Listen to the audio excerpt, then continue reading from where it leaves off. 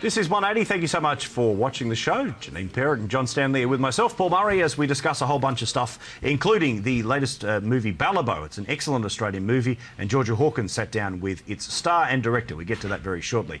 But 60 Minutes had a story that they were going to air last Sunday night. It was about a suicide pact that some teenagers had entered into in Geelong. They, of course, carried out that pact, and it was going to be a conversation with family members, and a whole bunch of mental health groups got involved and actually were successful in getting a court injunction 5 minutes before the story was due to go to air. Their main concern was that by simply discussing it in any sort of detail, you may well create a copycat scenario. Now, look, of course, we know it's a difficult area and all of the facts are those that we will probably never know. But let's step out and have a look at the more general issue. Do you think that the mere discussion of these things goes on to promote them and become a how-to guide? And would you have pulled the story? Look, I think this is one of the great untold stories of media, that we don't talk about suicide. There is a bit of an unwritten rule. There are things like suicides at the Gap, the real numbers. There's an unwritten rule, we don't talk about it. Last year, during the height of the GFC, I was interested in the number of suicides among business people.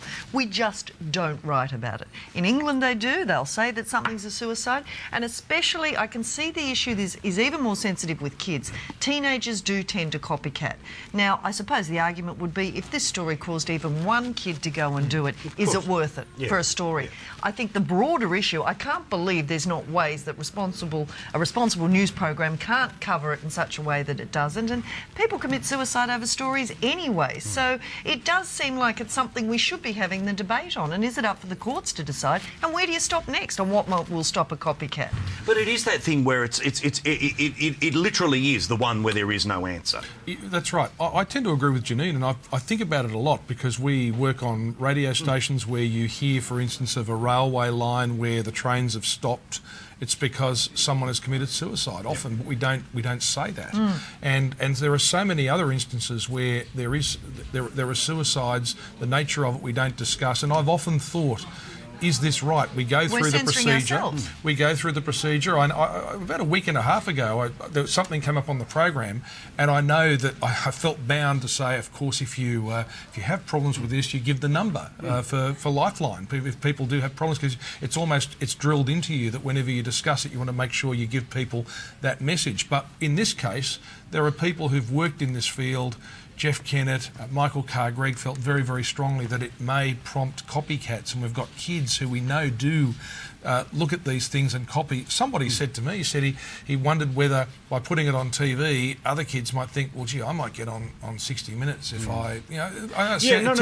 I don't know. But it's that thing where, I mean, I don't know in the soaps or online or all the other stuff, there are so many other areas where teenagers are exposed to the media that doesn't seem to have this sort of fear about its consequences. And there's something that, without being able to see the story, and obviously the judge might have had the chance to do that, it is pretty difficult to think that 60 Minutes wasn't going to show a story that was about their motivation. He's hoping there's no how-to involved, obviously. But obviously they're going to show the devastation of it, which you would think, as much as anything else, could actually potentially be a positive thing for somebody who is in that precarious state to understand its consequences beyond ending your own problem. So it's exactly when I said that it might prompt someone else, it might also stop someone else. So how could you quantify? It's so old media in a sense that courts are deciding, saying, you know, it's last century where this might do it.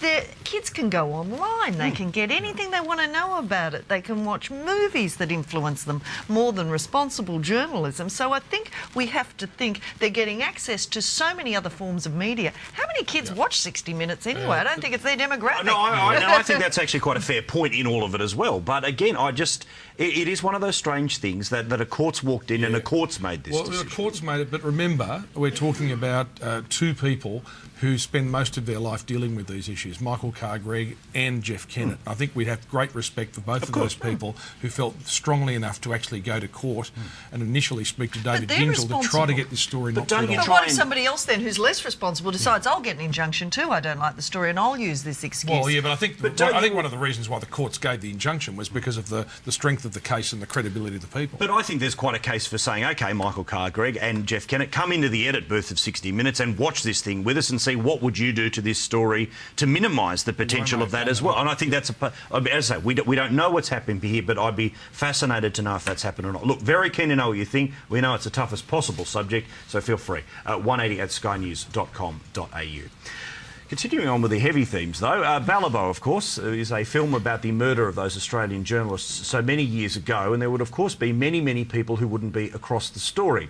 It is a pretty hardcore film and certainly involves some horrific violence. Georgia Hawkins sat down with one of the movie's actors and directors, of course. That would be Anthony LaPaglia. Like a lot of Australians, it was like a punch in the face. You read this story, you can't quite believe it, you know. It's, you know, 5 young Australian-based guys go to a foreign country and get murdered while they're there, and the government covers it up and has a rushed funeral for their bodies.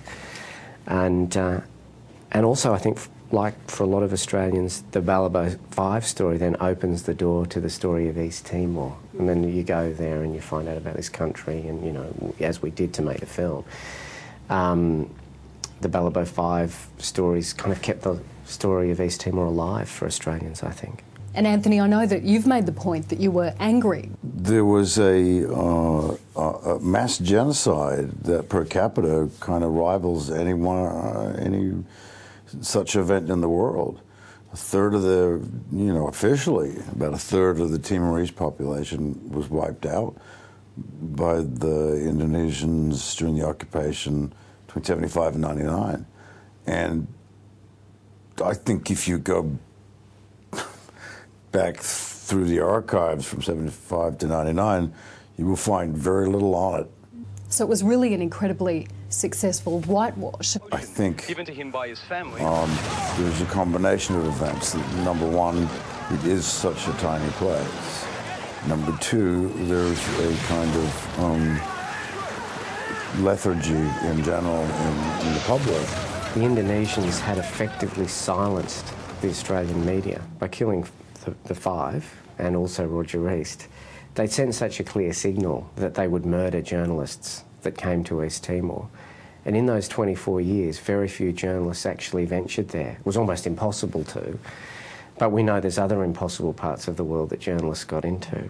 And I think the tragedy of it is that for that time it was an effective means for Indonesia to silence its critics. So, Robert, in terms of the Balibo 5 and Roger East, were they naive to think that being Australian would keep them safe? Look, I think from our research that they were quite exceptional journalists, and they did get some amazing footage out. The big question is that they stayed beyond a point where they perhaps would have saved their lives, or clearly if they'd left earlier.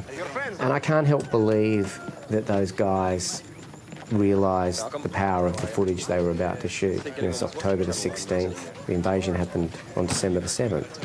And if they'd got that footage out, would it have turned the world's opinion against Indonesia? The families have been pretty amazing in their efforts to prevent the story from completely being swept under the carpet, haven't they?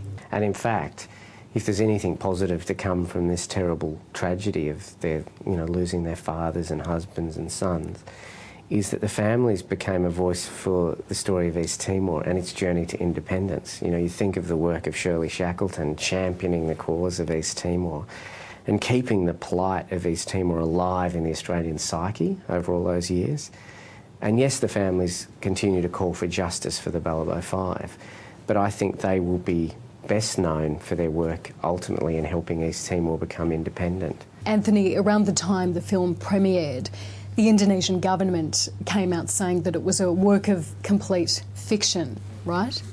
It's been interesting watching on a number of different levels the way the Australian politicians have been remarkably quiet, but I know they've been following it. At one of the Q&As we were at, I noticed that Wilcott, who's probably about 80 now, but was the ambassador at the time to Indonesia, was in the audience. At the same time, the Indonesians have been more vocal from the beginning. Before we even started shooting, they said that it wasn't fair because we weren't representing their side of the story. And my response was, then you can make your own version. No one's stopping you. That was the thing, you know, they said, you know, we hope it represents the Indonesian point of view, which clearly is the point of view we've been fed for 34 years. Nancy and I made the decision that we weren't interested in the Indonesian point of view or the Australian point of view.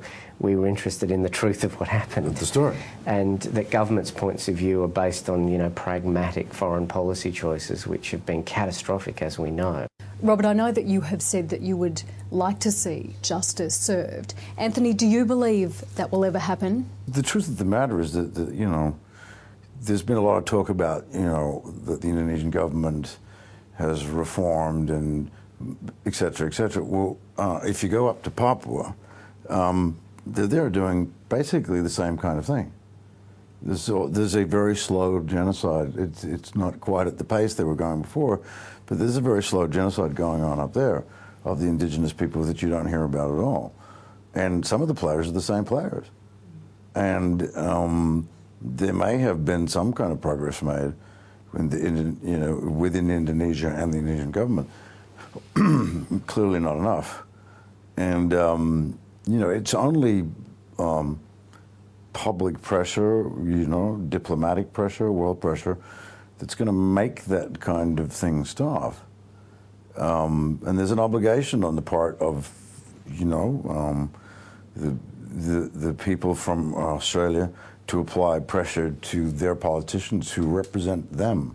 I know politicians like to make it feel like they're doing you a favour, but they're actually representing your point of view. Robert, you've obviously spent time with the families. What do you think they want? The families want justice, and the coroner's recommended that. And we have a legal system in Australia where a coroner makes findings. They've gone to the Attorney General. They've now been handed to the Federal Police. I sat in on a lot of the coroner's work, which was very rigorous and very thorough, and she believes there's more than enough evidence to lead to war crimes being, you know, charges being laid. And I think that really is the end point. I mean, we're at a time where 100 journalists were killed last year. I mean, in Russia, 30 journalists have been murdered since 2000. You know, journalists are being killed for being journalists. And I think it's important that governments stand up and prosecute to the nth degree. Bloody oath. The director and actor of Balibo, Georgia Hawkins, of course, Sky News entertainment editor, sitting down having a chat with them. It is an extraordinary story, and it is extraordinary that it's taken so long for courts to get involved and what seems to be a pretty straight up and down scandal to ever be resolved, John. Yeah, whether anything more will come of it, I don't know. I think for me, looking at this, it makes me think that through tonight, on Sky News, there'll be reports coming in from all over the world. There are reporters putting themselves at risk right now in very dangerous parts of the world. I've got a very close friend who went to Iran in the aftermath of the election. He's now based in Jerusalem and with his young family, and I worry about his safety. And he goes to very dangerous places, so it's happening all the time. I think it's important in an era where they talk about, you know, the traditional media going, journalists going, newspapers dying. It's important to know what the difference between journalists who do this and bloggers in their pyjamas or who just sit talking at home. about it. That's And the thing. I think that's a really important part for kids to realise. Yeah. Absolutely. Look, Balibo is in cinemas right now. I do warn you, it is, of course, the toughest possible watch. We'll have more 180 for you in a sec here on Sky News.